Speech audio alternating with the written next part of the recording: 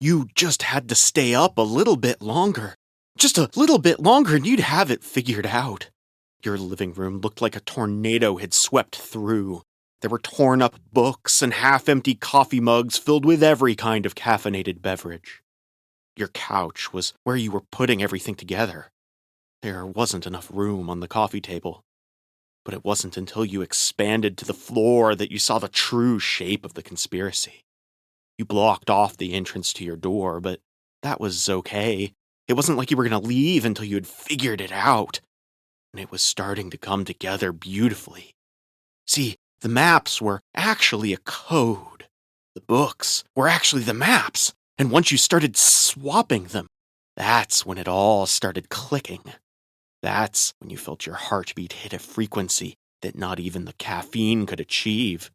You started putting down the red yarn, connecting the finished clues, and you just knew you were on the cusp of a great discovery, one that would change the world. But to do it, you had to stay up, just a little bit longer. When you spilled your papers and maps and missing persons posters out into the hallway and started creeping towards the kitchen, you knew you were getting somewhere. It might take a few more days, but soon you would have a full picture of the podcast inside your house. By Annie Marie Morgan and Kevin Schrock, with today's episode written by D.D. Wikman, or as you might know him from Reddit, u/Saturdead, and music by Hex System.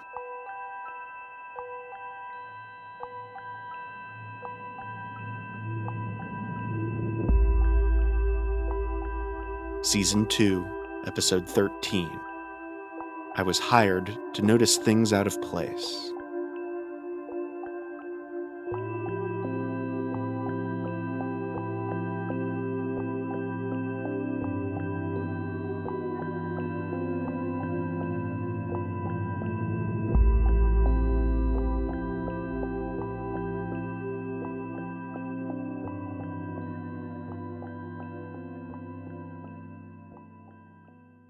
As a kid, I was scared of pretty much everything.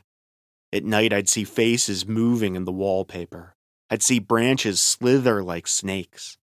Piles of clothes turned to slumped bodies. Lamps looked like heads, and the fronts of cars grinned at me with sinister intent. I could also hear them. A creaking door would sound like a groan. The wind would scream, and the floorboards would breathe heavy sighs. To me, there were ghouls, ghosts, and monsters around every corner. Needless to say, I was a nervous kid. It turns out it wasn't just an active imagination. I have a condition. It basically boils down to chronic overactive pareidolia. You know, the thing where you can see faces in cars or shapes of people in the trees? That's pareidolia. It's sort of a defense mechanism that humans have evolved to notice camouflaged creatures like jaguars and snakes and to discern the sound of encroaching predators. But to me, it's about 16 times more noticeable than what's normal for the average person. I see things everywhere, all the time. Of course, there were treatments. By age 12, I'd tried 6 different regimens for over a total of 4 years, and the side effects were brutal. Some would make me irritable, while others would make me hyper-focused. One type of medicine just straight up put me to sleep. By age 18, I thought I'd never get a job. I was barely dragging myself through school, and there was no way I'd make it through college. I was on a course of drugs that barely kept me together, but they gave me these awful tics. I'd drop things. I'd wake up in the middle of the night, and my leg would shoot out and trip me. I was a mess. My mom had to cover the stairs and handrails in grip tape. A few years ago, I had a standing meeting with the county employment services every Thursday. I hated it. On a particularly bad day, my mom had to drive me there. Meds were kicking my ass. She dropped me off at the end of the street, and just in that short walk to the office, I almost tripped into a brick wall. I was so flustered that I knocked over a trash can. But for the first time in a couple of years, I had an interview with a potential employer. I didn't think much of her. She was just some old woman in a warm coat. She introduced herself as Teresa and told me that she'd heard a lot about me. She offered me a trial and a hefty one-time payment. I didn't get a clear idea about what I was supposed to do, but she told me that secrecy was a part of it. The only demand she had was that I stop taking my meds. Still feeling the trash smell on my pants, I took Teresa up on her offer. On my first day of work, I had no idea what to expect. I'd been off my meds for a week, and I had barely slept. It was hard to wrap my head around the world as I'd seen it as a kid. I'd see faces in the walls, and the shadows, and the leaves, and patterns pretty much everywhere. I'd hear voices and screams in every breaking car, in crinkling paper and creaking floors. It was hard staying focused, and I was so jumpy I could barely move without flinching. Teresa picked me up in a gray sedan. She was wearing a headset and kept looking over at the GPS. I noticed her leg was twitching and that she kept biting her lip. She barely looked at me the whole ride. We finally arrived at a small yard, about a 40-minute drive off the highway. There were 2 large trailers and a single-story, run-down prefab house from the 60s. One of those things with cheap wood panels and matching broken windows. There were 8 other vehicles in the yard, 4 sedans, 2 vans, a Jeep, and a bus. They'd set up warning tape, a command tent with laptops and an antenna, spotlights, and half a dozen crates covered with blue tarps. There were armed men with assault rifles, security personnel with handcuffs, and a couple of medics standing by with first aid kits and stretchers. I was swarmed as soon as I stepped out of the car. They fitted me with a headset, protective gloves, a heart monitor, and tagged me with a plastic ribbon around my left wrist. All the while, Teresa was just looking around, a bead of sweat stinging her eye. "What are we looking at?" she asked. 3? 4? "Just 1, I heard in the headset. "We got it early. You got the spot?" "On site," she responded. "Any blues?" "No blues. We're clear." Teresa finally turned to me. She faced me, put her hands on my shoulders, and talked slowly. "This seems like a lot," she said. "All I want you to do is to go inside, carefully, and tell me what you see." "Why?" I asked. What's in there?" "I don't know," she sighed. "None of us knows. But we think you can see it." "Is it dangerous?" She shook her head. "We don't know. We're trying to get to know them." There was a flurry of instructions.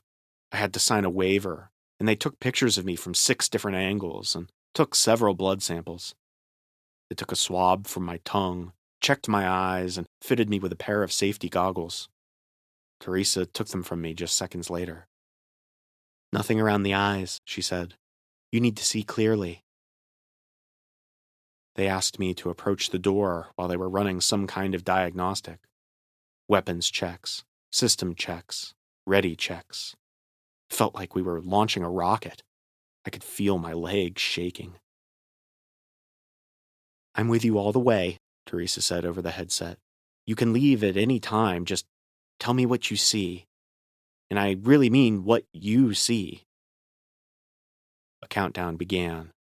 At 0, the spotlights turned on, and the entire yard turned into a soundless ghost town. Everyone held their breaths. It was my turn. I stepped inside. A simple 1-story house. 3 rooms, a bathroom, a kitchen. Someone had clearly lived there until recently. There were still clothes flung over a chair in the living room. The power was off, but the pale spotlights coming in through the windows make it feel like I was walking through a hospital waiting room. My heart was pounding out of my chest. I didn't know what to expect, but this payday could be the boost I needed to get my own place. A paycheck with 4 zeros for a single day of work. But standing there, looking into the sterile living room, I was having doubts. "What do you see?" asked Teresa. "Notice anything?" "No, just furniture. A couch, an old TV, a fancy carpet. Nothing out of the ordinary. I just walked around, saying out loud what I was seeing." As the minutes passed, Teresa was getting impatient. "These are just things," she said. "I need you to tell me what you really see." I entered the bathroom and immediately felt this awful feeling in the pit of my stomach. A noise tickled my ear. Looking in the bathroom mirror, I could see something moving behind me, and in a heartbeat I caught a glimpse of a pair of blue eyes. I turned around, screaming, Something moved!" I flung myself backwards, closing the bathroom door with the tips of my fingers. I stumbled, tearing down the shower curtains and crushing a cockroach. Laying there with my feet in the air, I tried to remember to breathe.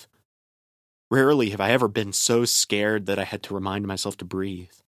My fingers tingled with the adrenaline. "Tell me what you saw," Teresa yelled. "What's in there?" "Blue eyes! It had blue eyes!" "Did you see where it went?" I didn't. To the best of my knowledge, it was still outside the door. "Look again," she continued. "Look again and then get out." She had to coax me out of the bathtub. She encouraged me, spurred me on, and reminded me that I had to leave the room in one way or the other. It took them probably 15 minutes to get me out of the tub, and when they did, I could barely feel my feet. When I finally opened the bathroom door, I couldn't see anyone. The hallways were empty. I carefully stepped out, looking around. Nothing. Standing in the middle of the living room, I felt like an idiot. This is exactly what I was taking my medication for. Paranoia and sudden bouts of fear. It dawned on me that maybe I was influenced by all the people outside and their preparations. I was walking in here expecting to see something. They'd worked me up, so of course I was seeing things. But then again, there was an odd painting on the wall that I hadn't paid attention to earlier. It was the strangest thing. It was a sort of thrift store painting, showing 2 women walking across a bridge on a hot summer's day. It was sort of generic, but I'd been hyper-vigilant when I first stepped in. You know that feeling when you say a word over and over so many times that it starts just sounding like a noise? That's the feeling that fell over my eyes. The picture started to blur and disappear, turning into swirling colors. And there in that blur I saw those blue eyes. There were small blue spots in the water, on the sides of the bridge in the painting. That's what I'd seen. And there I'd seen a face, something blending into my sight, disappearing. And for a second I knew for certain that I hadn't seen this painting when I first stepped inside. And now it knew that I could see it. I felt it. I slowly started to back out. "There's something in the painting," I whispered, "in the living room."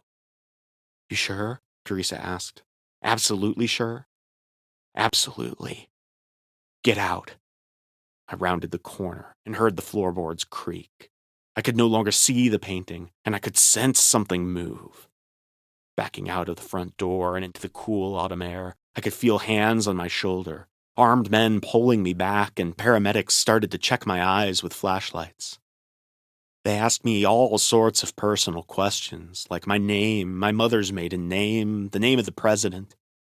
I was told to lay down as I heard a team breach the house with stun guns, cattle prods, nets, and a crate. Laying there and feeling the pressure subside, I just cried and laughed. I didn't even notice Teresa sitting down next to me. I was given a cold drink and a pill, and I took it without question. "You did good," she said. "You're done. You're done." What was that? What's in there? Something only a special mind can see. That was my first time working with Teresa. Over the coming years, I would be called in about once or twice a month, and the pay I got from those few days was enough to get me out of my parents' house.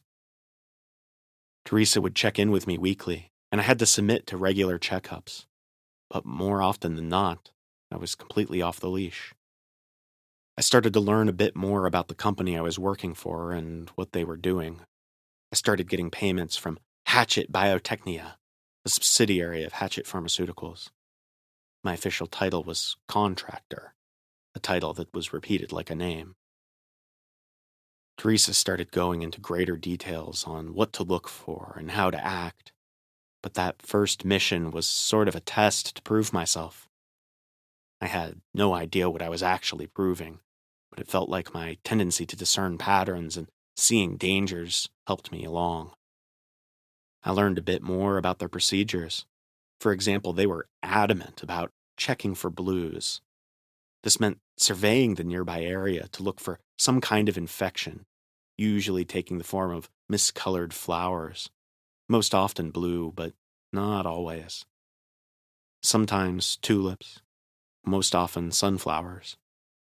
Once they just found a bunch of teeth sticking out of the wall.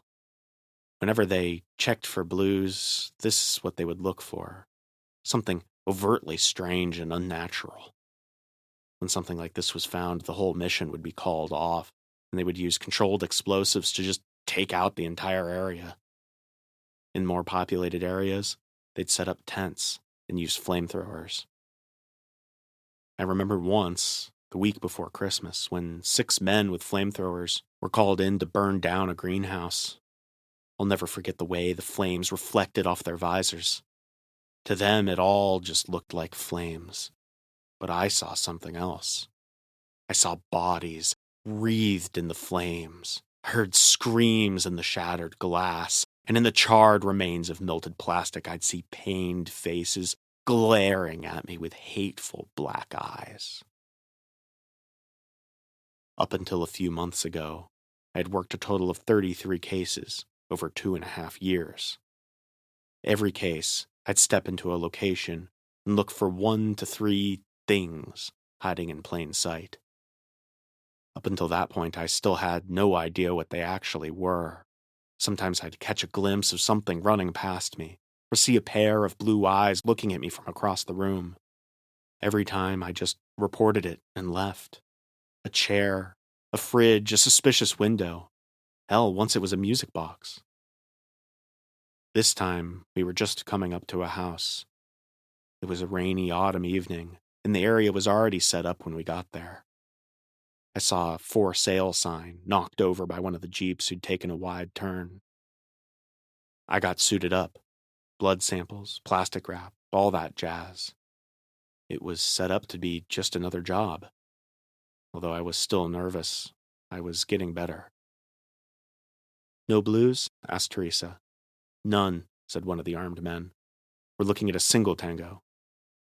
"You sure?" Teresa squinted. "First report said 6. Secondary reading says 1. We might have runners." "Notify the Galapagos," she sighed. "Put 'em on the hunt." She turned to me with a smile, tapping me on the shoulder. "In and out. You've got this." "I've got this," I repeated. "Yeah." Standard routine. Countdown, spotlights, game on. It felt like stepping onto a stage. As I walked through the door and saw my shadow stretch out across the floor, I felt like a hunter, that I was the one to fear, and that whatever stayed in this house tried to hide for good reason. "The floor is crooked," I noted. "Strange place." "You sure?" "Yeah," I nodded. "Definitely." I steadied myself and started checking the rooms one by one. I waited for that feeling to emerge, my eyes seeing through the obvious and seeing the picture beneath the picture, the blue eyes emerging from nothing and the patterns of shadowy figures growing clearer. Just relaxing and expecting that feeling to wash over me was enough to put me at ease, but I could still feel a primal part of me tickling my nerves, expecting me to panic. but nothing happened. I checked the kitchen, the living room, the bedroom. There was nothing. Just a strangely crooked floor, empty rooms, and the echo of my own footsteps. An empty guest bedroom with a single window. Through it, I imagined scowling faces in the trees outside. 20 minutes passed, and I got nothing. I reported to Teresa, and she assured me that we were still getting readings from inside the house.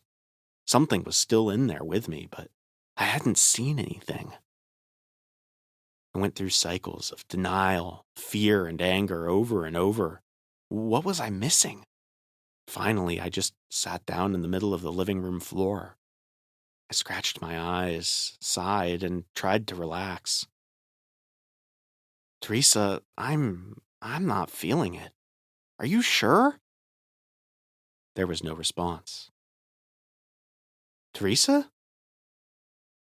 Yeah, she responded absent-mindedly. Yeah, no, we're good. Hold on for a minute. We're good? I asked. What do you mean, we're good? Again, no response. I stomped around for another 10 minutes before I went up to the window facing the front yard. It was hard to see through the glare of the spotlight. Teresa, I'm coming out. This place is empty. As soon as I opened the front door, I saw 24 faces fixed on me.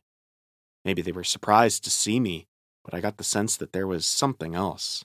I could tell something was off. They all looked at me with strange expressions. Some neutral, some smiling ear to ear. One of the paramedics just stared at me with slack-jawed terror. It was as if they didn't know what to feel or how to express it. A hole sunk through my stomach. I got that hollow feeling as my eyes glazed over, like I was staring at something false, something hiding a pattern. This was the sense I'd been looking for inside, and now I was feeling it. In the far back, I saw Teresa. She stepped out from behind a jeep, smiling ear to ear. Behind the shape of her face, her eyes emerged, glowing with a cold blue. One by one, their eyes flared up in a blue glow, and there, in a moment, my paranoid sight registered human-like shapes in the grass around them, headless, mauled bodies. Imposters, lookalikes, mimics, nightmare beings, having tricked us into a trap. One by one, smiles started creeping across their faces, rows of impossibly sharp teeth hiding long tongues, their fingers growing longer, their necks elongating. They were losing their disguises and facing me head on, unafraid. Nothing was said out loud, not a word, but to me it was as if the wind itself was screaming for me to run. I slammed the door behind me and ran. Faces were coming out of the walls, door handles turning into hands, grasping at my clothes. My distorted face reflecting in windows and mirrors with jawless grins. I couldn't blink. Every heartbeat a new horror forced my eyes open. There were more doors than I remembered. There were more windows than there should be. The kitchen suddenly had a skylight and there were 4 fridges. Countless paintings had appeared in the master bedroom depicting cruel and blood-drenched horrors.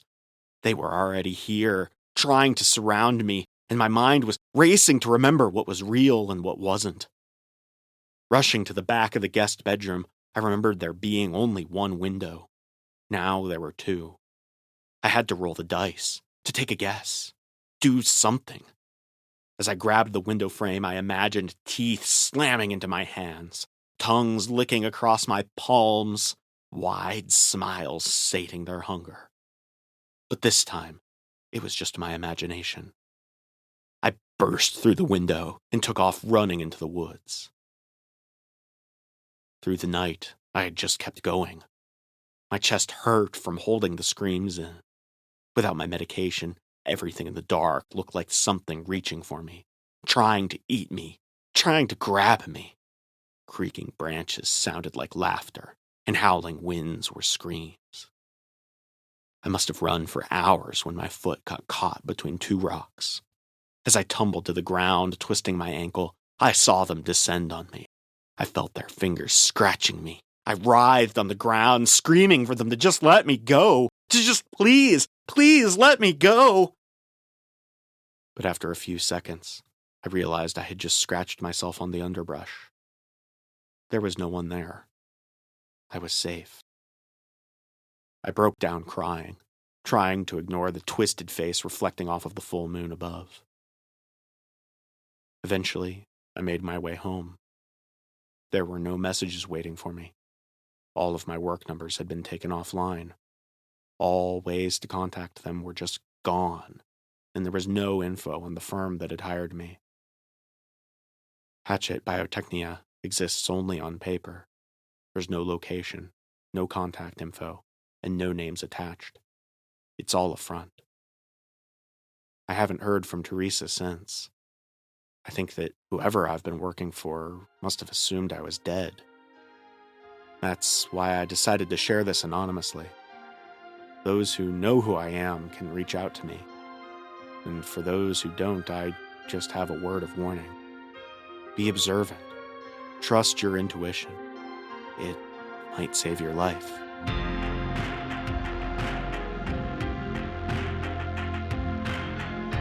Thank you for tuning into this episode of The Podcast Inside Your House. To hear every tale of terror as they're released, subscribe to our show on your podcast app or on YouTube, or follow us on Facebook and Blue Sky. And until next time, remember to try and look at things a little differently when you find yourself stuck on a challenge. You could be staring the solution right in the face and not even realize it. Or perhaps it's too late, and the solution is already watching you.